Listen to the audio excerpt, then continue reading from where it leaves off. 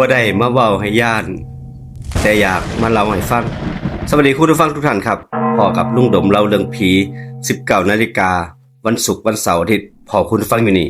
ฝากคุณผู้ฟังกดติดตามกด Subscribe กดแจ้งเตือนเป็นกำลังแรงใจผู้จัดครับคือเก่าครับลุงดมเป็นคนเล่าคุณฟังเป็นคนฟังกับเรื่องอาถรรพ์เรื่องวิญญาณเรื่องสยองขวัญเรื่องผีๆเรื่องปอบๆพอคุณฟังอยู่นี่ครับคุณผู้ฟังครับมื้อนี้พาคุณผู้ฟังมาฟังเรื่องราวของแรงอาถรรพ์จากบ้านใหม่เก่าที่คนนิยมเอามาปลูกเป็นบ้านทรงไทยหรือว่าเยี่ยมมาปลูกเพราะว่าบางครั้งเจอไม้เก่ามันถูกเอามาปลูกบ้านก็เลยกลายเป็นเรื่องราวกลายเป็นแรงอาถรรพ์เฮ็ดให้คนอยู่ในบ้านเจ็บไข้ได้ป่วยบ่สวงบ่เซาเป็นแรงอาถรรพ์เกิดขึ้นอยู่กับบ้านใหม่นั่นเองครับผู้เฒ่าสมัยก่อนเพิ่นเล่าให้ฟังว่าแบบนี้ครับเพิ่นบอกว่าสิบอกลูกบอกหลานอยู่เสมอนั่นล่ะไม้เก่าของเก่าบ่แม่นว่าสิดีเสมอไปโดยเฉพาะไม้มาจากบ้านเก่าถ้าบ่รู้ที่มาอย่าเอาไปปลูกบ้านเป็นเด็ดขาดย้อนไปเรื่องราวเมื่อหลายสิบปีที่ผ่านมาครับเรื่องนี้เกิดขึ้นอยู่ที่ภาคอีสานสมัยนั้นบ้านไม้ยังเป็นที่นิยมผู้ใดมีเงินบ่หลายก็มักสิซื้อไม้เก่าๆจากบ้านไม้ที่คนขายแล้วก็ต่อมือมาเอามาปลูกบ้านไม้ถูกรื้อถอนมาขายให้พ่อค้าก็เฮ็ดเป็นไม้เก่ามาขายให้คนอีกทีนึงผู้ใดมีเงินหน่อยก็ไปซื้อไม้เก่าผู้ใดมีเงินหลายก็ไปซื้อใบไม้ใหม่มาปลูกบ้านนั่นเองบางครั้งก็บอกว่าไม้เก่ามันแรงดีมันขังดีมันแข็งแรงดูขลังเนาะน่าสิปลูกไม้เก่านี่แหละเฮาเงินบ่หลายเพิ่นว่าแบบนี้ครับไม้เหล่านี้ถูกซื้อขายเปลี่ยนมือจากร้านหนึงไปอีกร้านหนึงจากบ้านหนึงไปอีกบ้านหนึงบ่มีผู้ใดฮู้ไม้แต่ละท่อนเคยผ่านเอียงมาแล้วมีเสาต้นหนึ่งที่เพิ่นขายต่อมาคนไปซื้อมาเสาต้นนั้นคือเสาอื่นมีบ้านใหม่หลังหนึ่งคนซื้อไปยกไปทั้งหลังแล้วก็ไปปลูกขึ้นไม้ท่อนนั้นเสานั้นเพิ่นเว้าว่าแบบนี้ครับเสาต้นหนึ่งบ่มีผู้ใดไปกล้าไปแตะมันตอนนั้นทุกคนไปแตะมันต่างเห็นแล้วก็ขนลุกเพราะว่าตรงกลางเสามีของเหลวไหลออกมาอยู่ตลอดเวลาคล้ายๆน้ำตาหรือว่าคล้ายๆน้ำมันใสๆไหลออกมาเช็ดเท่าใดถูเท่าใดล้างเท่าใดก็บ่เคยแห้งแปลกยิ่งกว่านั้นก็คือทุกครั้งที่เป็นมื้อวันพระคืนวันเพ็ญของเหลวเหล่านั้นสิไหลออกมาหลายผิดปกติราวกับว่าเสาต้นนั้นมีชีวิตนั่นเองแต่สุดท้ายแล้วก็มีคนตัดสินใจซื้อไม้เสารวมทั้งไม้บ้านหลังนั้นทั้งเบิดราวกับว่าถึงกับว่าเสาต้นนั้นถูกย้ายไปปลูกเป็นบ้านทรงไทยคนที่พอสิมีเงินเพิ่นบอกว่าปลูกบ้านทรงไทยแบบนี้แหละครั้งดีแล้วก็สวยงามเลยทีเดียวเหตุการณ์เกิดขึ้นแบบนี้ครับคุณผู้ฟังคืนหนึ่งบ้านใหม่หลังนั้นล่ะคืนวันพระหลังจากที่ปลูกบ้านเสร็จเจ้าของบ้านเพิ่นก็จัดงานขึ้นบ้านใหม่เฮ็ดบุญขึ้นบ้านใหม่นั่นแหละครับนิมนต์พระมาสวดเฮ็ดบุญเฮ็ดสังฆทานดังกลึกก้องไปทั่วบริเวณบ้านแต่บ่มีผู้ใดเฉลียวใจแม้แต่น้อยมีอยู่คืนหนึ่งคืนนั้นตรงกับคืนวันพระพอตกดึกทุกคนในบ้านหลับสนิทบ้านนี่เงียบผิดปกติราวกับว่าถูกมนต์สะกดไปทั้งหลังคนในบ้านบ่มีผู้ใดรู้สึกตัวบ่มีผู้ใดตื่นเหมือนกับว่าความเงียบเข้ามาปกคลุมในหมู่บ้านทันใดนั้นมีร่างหนึ่งปรากฏขึ้นอยู่กลางบ้านผู้หญิงชุดไทยโบราณผมยาวดกดำสวยแต่ใบหน้าของเธอในเย็นชาเธอนั่งอยู่ตรงเสานั่นแหละครับเสาที่มีน้ำไหลออกมานั่นแหละเสาที่คนอื่นเขาเห็นว่าเป็นน้ำมันหรือว่าเป็นน้ำตาของเธอนั่งอยู่หม้องนั้นท่านั่งของเธอเรียบร้อยเป็นกุลสตรีแต่แววตาของเธอเต็มไปด้วยความโกรธความไม่พอใจอย่างรุนแรงบ่มีเสียงเว้าบ่มีเสียงอย่างทั้งนั้นมีเพียงแรงอาฆาตที่ทำให้บรรยากาศในบ้านเปลี่ยนไปความเย็น ความเย็นชาความเย็นเจี๊ยบ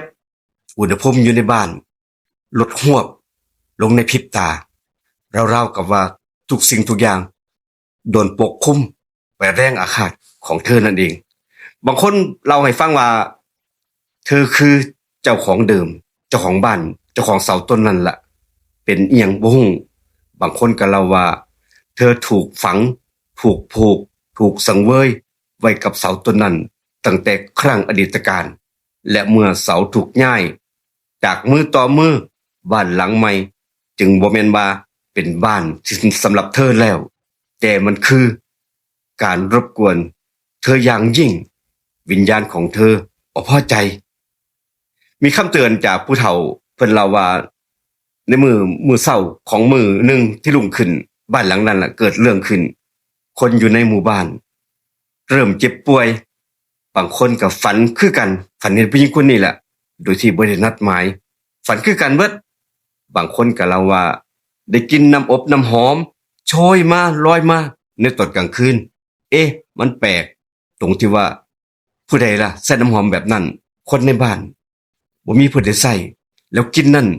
มันมาจากเสาต้นนั่นสุดท้ายแล้วเมื่อเกิดเรื่องขึ้นเจ้าของบ้านก็ไปเชิญหมอผีหรือว่าผู้รู้ที่มีคำตอบคำเดียวให้กับเจ้าของบ้านนั่นก็คือเสาต้นนั้นบ่แม่นว่าเป็นเสาไม้ธรรมดา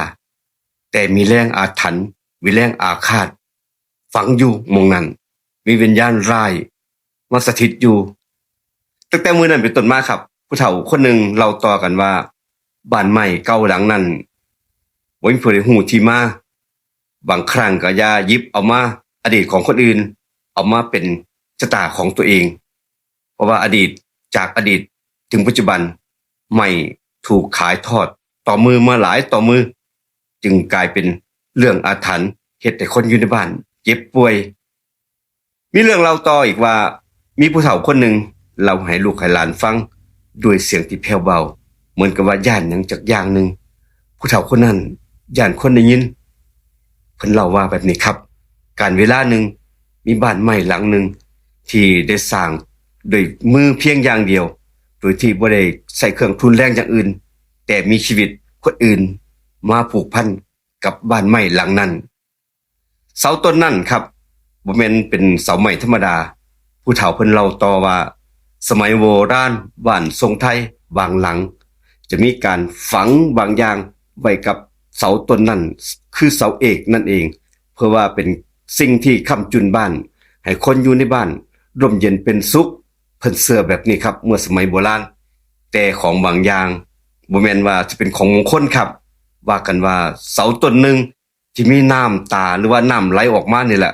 เคยเป็นที่อยู่ของวิญญาณร้ายหรือว่าเจ้าของต้นไม้ต้นนั้นเสาต้นนั้นผู้หญิงสาวคนหนึ่งเธอบ่ได้ตายดีเธอบ่ได้ตายสงบแต่เธอบ่ได้ไปผุดไปเกิดมือใดที่เสาถูกย้ายหรือว่าเปลี่ยนมือย้ายไปอยู่กับคนคนอื่นโดยที่บ่เป็นเจ้าของเธอสิตื่นขึ้นมาทันทีบางคืนในคืนวันพระครับสิเห็นผู้หญิงใส่ชุดไทยนั่งอยู่ตรงเสาใกล้ๆเสานั่นแหละครับผู้เฒ่าคนหนึ่งเว้าให้ฟังว่าตอนดึกของมื้อหนึ่งได้ยินเสียงไม้นี่ดังลั่นเอ็ดอัดเหมือนกับว่าเสานี่กำลังขยับตัวทั้งที่บ่มีลมเด็กน้อยอยู่ในบ้านคนหนึ่งเห็นผู้หญิงคนนั้นอยู่กลางดึกแล้วว่าเล่าว่าเธอเอามือเบาๆมาลูบเสาเหมือนกับว่ากำลังบอกอีหยังกับอย่างหนึ่งกับเด็กน้อยคนนั้นแล้วสักพักหนึ่งมือนั้นมีน้ำใสๆไหลออกมาตรงเสานั่นแหละหยดน้ำไหลลงพื้นที่ระยดแต่บ่มีเสียงบ่มีเห็นผู้ใดเห็นน้ำหยดน้ำแต่มันคือเสียงสะอื้นเบาๆจากเสาต้นนั้นจากผู้หญิงคนนั้นในมือต่อมาครับเสามือต่อมาของในบ้านเริ่มเปลี่ยนทิศเปลี่ยนทางของที่วางไว้บ่มีผู้ใดไปกล้าไปแตะต้องมันแต่มันเปลี่ยนทิศเป็นทางที่จัดระเบียบไว้เอ้าเฮ็ดหยังมันคือเปลี่ยนไปของในบ้านผู้ใดขยับผู้ใดจัดไม้ล่ะสูขันน้ำวางไว้หน้าบ้านไปโผล่อยู่กลางบ้าน ดอกไม้ที่ถวายพระเหี่ยวเฉาเหี่ยวเร็วผิดปกติเลยทีเดียวและที่เป็นตาย่านที่สุดก็คือเสาต้นหนึ่งมีรอยคล้ายๆรอยเล็บมือของผู้หญิงกรีดลึกฝังลงไปในเนื้อไม้ทั้งที่ไม้นั้นแข็งเร่ายังกับหินอันนี้ก็เป็นเรื่องเล่าของผู้เฒ่าเล่าให้ฟังครับก่อนจบเรื่องนี้ผู้เฒ่าคนหนึ่งเล่าให้ฟังว่าก่อนจบเรื่องบ้านบ่แม่นที่อยู่ของคนที่บ่มีบุญบารมีจึงเกิดแรงอาถรรพ์บ้านเป็นเสาไม้อาจสิมาจากที่เขาบ่อยากย้ายบ่อยากไปเฮาไปรบกวนเขาเป็นที่สถิตของวิญญาณที่ผูกสุกจองจำบ่ได้พุดไปเกิดเมื่อเกิดเรื่องราวขึ้นบ้านถูกเปลี่ยนเจ้าของเปลี่ยนมือก็เลยกลายเป็นว่าเฮ็ดให้คนอยู่ในบ้านเจ็บป่วยอยู่บ่ได้เศร้าครับเป็นแรงอาถรรพ์เกิดขึ้นอยู่กับบ้านไม้หลังเก่าที่คนนิยมเอาไปปลูกกันขอบคุณกับการติดตามครับเรื่องราวของไม้อาถรรพ์หรือว่าบ้านไม้และอาถรรพ์เกิดขึ้นอยู่ที่ภาคอีสานนำมาเล่าให้กับผู้ฟังได้ฟังกันเราโดยลุงลมเล่าเรื่องผีขอบคุณของบันทึกเสียงรถทั่วเรคคอร์ดครับมื้อนี้ลาคุณฟังไปก่อนเจอกันอีพีหน้าคลิปหน้าครับผู้ฟังมื้อนี้ไปก่อนครับสวัสดีครับ